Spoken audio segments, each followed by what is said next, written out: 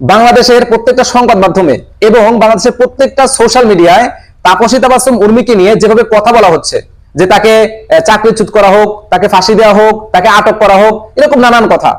আসলে এইরকম কথা বলে কোনো সমাধান আসবে? মূল কথা যদি আমরা না বলি, মূল সমস্যাটা কোথায় এটা যদি আমরা খুঁজে বের না করি, তাহলে কোনোদিনই আমার মনে হয় না এই সমস্যার সমাধান হবে। দেখেন, এক তাপসী তাবাসসুম উর্মিকে চাকরিচ্যুত করে, এক তাপসী তাবাসসুম উর্মিকে আটক করে বা তাকে ফাঁসি দিয়ে কোনো লাভ নেই। এই সমস্যা কোনোদিনই সমাধান হবে না। এইরকম হাজার হাজার তাপসী তাবাসসুম উর্মি বাংলাদেশের পুলিশ প্রশাসন এবং প্রত্যেকটা সরকারি সেক্টরে, বাংলাদেশের প্রত্যেকটা সরকারি পদের মধ্যে বসে আছে। এদেরকে যদি মার্ক করে, এদেরকে যদি চিহ্নিত করে তাদের ওই পদ থেকে বের না করা হয়, তাদেরকে যদি ছাঁটাই করা না হয়, তাহলে এইরকম কথা এই অন্তর্বর্তীকালীন সরকারকে নিয়ে, শহীদ আবু সাইদকে নিয়ে এবং বাংলাদেশে যারা শহীদ হয়েছে তাদেরকে নিয়ে এরকম কথা আমরা মাঝে মাঝে আমাদের শুনতে হবে। এজন্য আমাদের মূল সমস্যাটা কোথায় এটা আমাদেরকে আগে বের করে আনতে হবে। একটা জিনিস আপনারা খেয়াল করে দেখেন, এই যে তাপসী তাবাসসুম উর্মি, উনি একজন ম্যাজিস্ট্রেট, একটা শিক্ষিত মহিলা। উনি কি জানতেন না যে এই কথা বলার পরে, এই অন্তর্বর্তীকালীন সরকারকে নিয়ে বাজে মন্তব্য করার পরে, কিংবা আবু সাইদকে নিয়ে, শহীদ আবু সাইদকে নিয়ে কথা বলার পরে তার পরিণতি বা তার অবস্থাটা কি হতে পারে? উনি কি এটার আকপিস ভেবে কথাগুলো বলেন নাই? উনি কি জানতেন না এই কথা বলার পরে তার ভবিষ্যৎটা কি হবে? অবশ্যই তিনি এটার আকপিস ভেবেই কথা বলেছেন এবং তিনি খুব ভালো করে জানতেন এই কথা বলার পরে তার ভবিষ্যতে কি হবে। আসলে এই তাপসী তাবাসসুম উর্মি উনি একা না, ঠিক আছে? এই তাপসী তাবাসসুম উর্মিদের একটা শক্তিশালী নেটওয়ার্ক রয়েছে, তাদের একটা বড় দল আছে, এদেরকে পেছন থেকে শেল্টারদের মতো লোকও আছে। এজন্য এরা এরকম কথা বলার সাহস পায়। এই জন্য অন্তর্বর্তীকালীন সরকারের কাছে অনুরোধ জানাচ্ছি, এক তাপসী তাবাসসুম উর্মিকে চাকরিচ্যুত করে বা এক তাপসী তাবাসসুম উর্মিকে গ্রেফতার করে কোনো লাভ নেই। তার মতো যত তাপসী তাবাসসুম উর্মি সরকারের প্রত্যেকটা পদে রয়েছে, এদেরকে খুঁজে খুঁজে বের করেন, এদেরকে আটক করেন।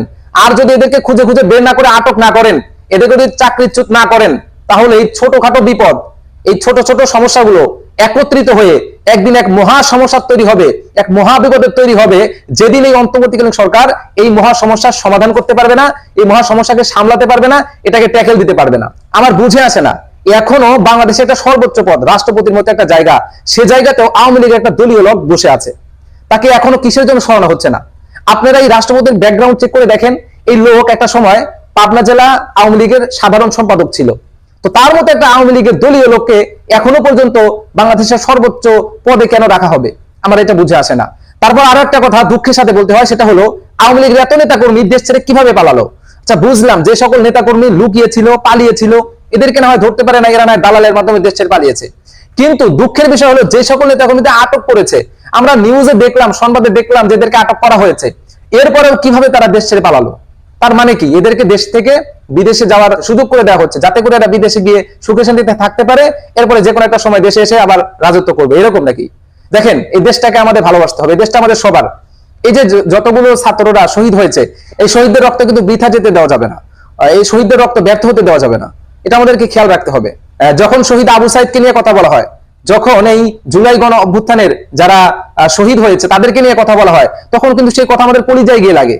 কারণ আমরা আমাদের চোখের সামনে দেখেছি যে আমাদের ভাইরা কিভাবে শহীদ হয়েছে।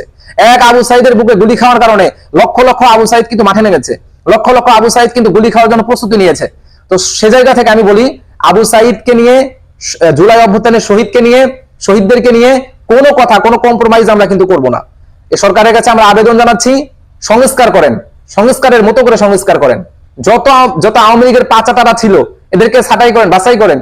তাছাড়া দেশের মধ্যে শান্তি কখনোই আসবে না, দেশের মধ্যে অস্থিতিশীল পরিবেশ কখনোই এটা মিটবে না। দেশের মধ্যে অস্থিতিশীল পরিবেশ দূর করতে হলে, দেশের মধ্যে শান্তি ফিরিয়ে আনতে হলে এই সকল পাচাটা যে গোলামগুলো আছে এদেরকে এই সরকারের পদ থেকে বের করেন, ছাঁটাই করেন, দেখবেন দেশ এমনিতে শান্ত হয়ে যাবে।